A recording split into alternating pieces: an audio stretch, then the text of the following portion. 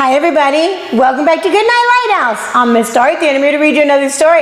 And I am very excited because I heard from my friend Malachi. Hi Malachi. Miss Dorothy's so excited because I found out about another book that you like. And I read it and it was really funny, but it was a little hard to read. And I'm going to tell you why. This book is called Princess Pigtoria and the Pea. Princess Pigtoria and the Pea. This is Princess Pigtoria. She's got a problem and she goes to a prince to try and solve her problem. But when I was reading this book, I found out that everything starts with the letter P, the P sound. And sometimes that's hard to do over and over again. But I sure had fun doing it, and you're going to have fun listening to this book. I am very excited about Malachi's book. Are you guys ready to get into this P book with Miss Dorothy? Good. I need you to sit up and listen up because here we go. Princess Pigtoria and the Pea, written by Pamela Duncan Edwards, illustrated by Henry Cole. Princess Pigtoria was very poor. Her palace had peeling paint and collapsing plaster. She planted pansies and petunias. She swept and she polished. "It's hopeless," she protested. "My palace looks like a pigsty. If only I had enough pennies to have it painted." Oh, poor Princess Pigtoria. She wants to fix up her castle, but she doesn't have any money. One day, Princess Pigtoria read a personal ad in the paper. "Wanted, a proper princess to become the bride of Prince Proudfoot of Porksville. Princesses must apply in person." Oh my, there's a prince looking for a princess. "If I married the prince," pondered Pigtoria, "perhaps he would help me make my palace pretty again." So Pigtoria departed for Porksville. She's going to go and meet the prince. Presently, Pigtoria stood in the portal of Prince Proudfoot's palace. She pounded on the door. A page let her into the presence of the prince. So you are applying to be my bride?" said Prince Proudfoot. "I am very particular. Only a perfect princess will do for someone as important as me. And you're not at all punctual. It's past supper time." He doesn't seem like a very nice prince.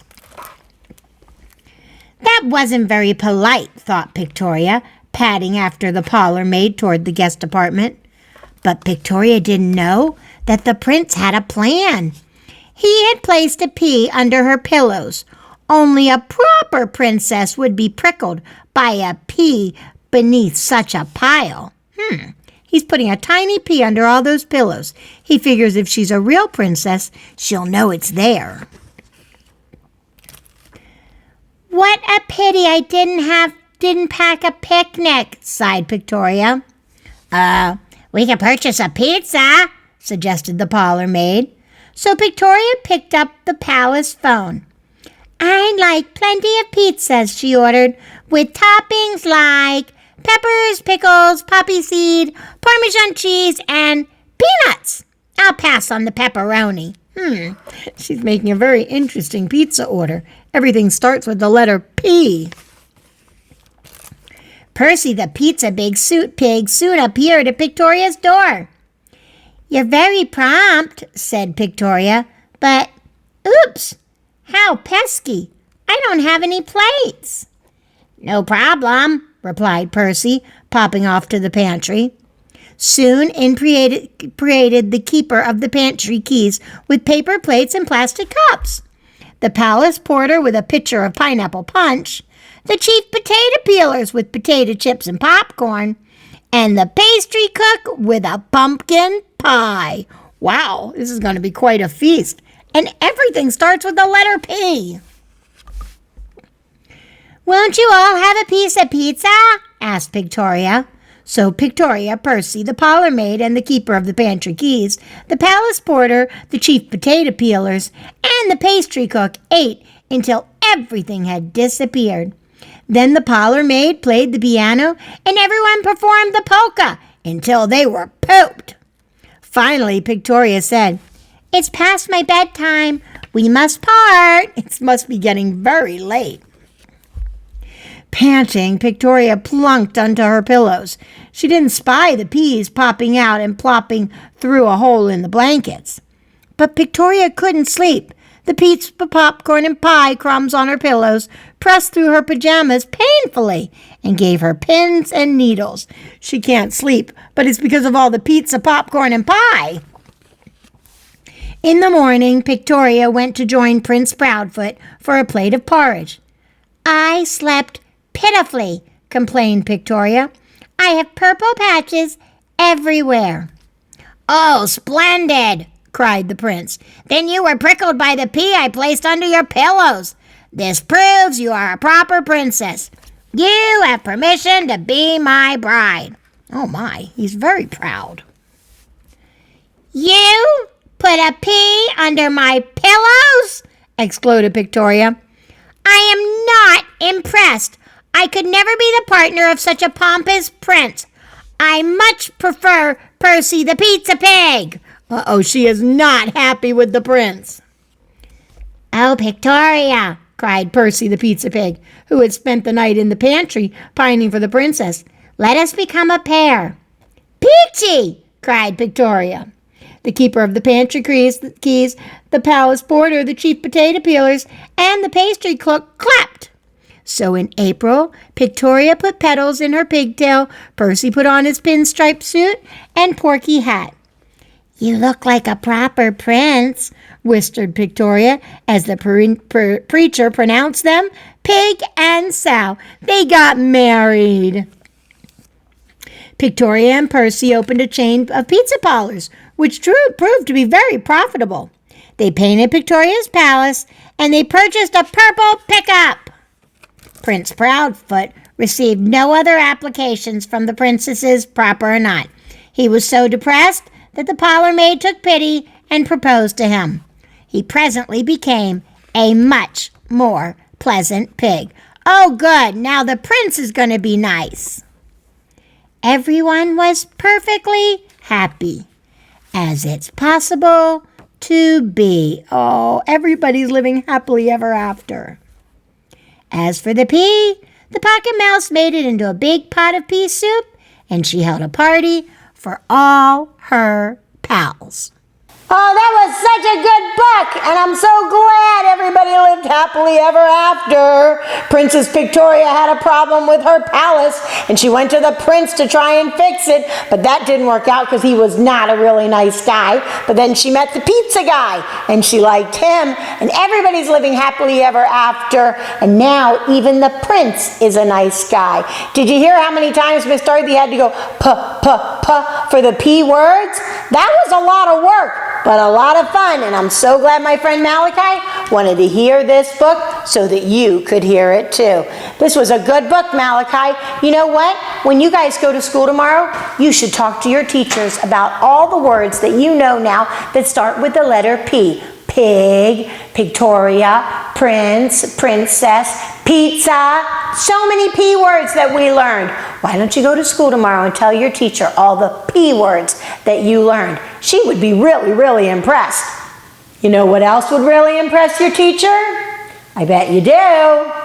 If you obey, and obey right away. And then come back and see Miss Dorothy, because I'm going to be sitting right here, ready to read another book to you. Bye!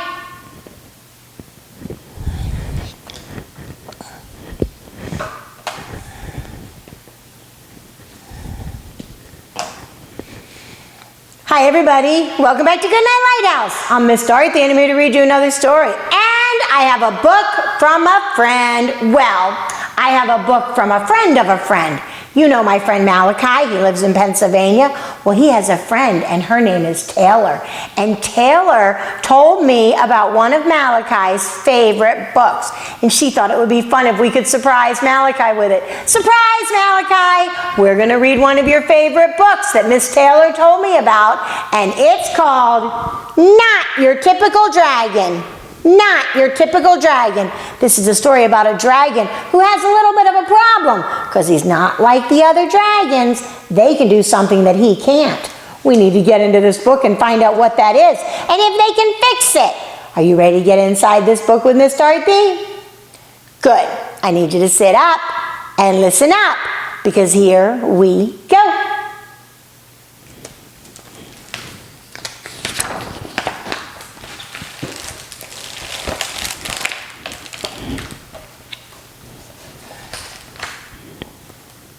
Well, that was a good book. That was crazy. This dragon named Crispin couldn't breathe fire. He breathed the weirdest stuff. Band-Aids and bubbles. What kind of dragon does that? But I'm really glad he didn't breathe fire because when it came time to put the fire out, he was the only one who could do it. His dad was burning everything up and Crispin just breathed out a whole bunch of water and put out the fire. He was the hero of the day. So they had a big party, and my favorite part of this book is now everybody's friends. The dragons are friends with the knights are friends with the dragon, and nobody's getting fire breathed on them anymore. All because of this not so typical dragon named Crispin. You know, it's okay sometimes if you're not like everybody else. You know, God made you special, made you to be you, so you don't have to do what everybody else can do. Like Crispin's dad could breathe fire, but Crispin couldn't. You know, some kids can play soccer really well, and other kids play baseball really well. You don't have to do the same thing as everybody else. You just have to try your best and work hard at stuff and be friendly to everybody, even if they do things different than you do. I hope you'll remember that tomorrow, because tonight it's time for my little dragons to get into bed. I need you to get under your covers, get cuddled up, curled up, ready for a really good night's sleep. And tomorrow, if you're out playing with a friend and they like different things than you do, that's okay. Be friendly, be kind. That's the best thing you can be tomorrow. And the best thing you can do tomorrow, you know what it is. Obey, and obey right away. And then come back and see Miss Dorothy, because I'm going to be sitting right here, ready to read another book to you. Bye! Thanks for reading with Miss Dorothy. I hope you enjoyed this book, and I hope you'll come back soon to read another. What's your favorite book? Drop Miss Dorothy a note and let me know. I'll go find it, and I'll read it to you. Be sure to subscribe, like, and share.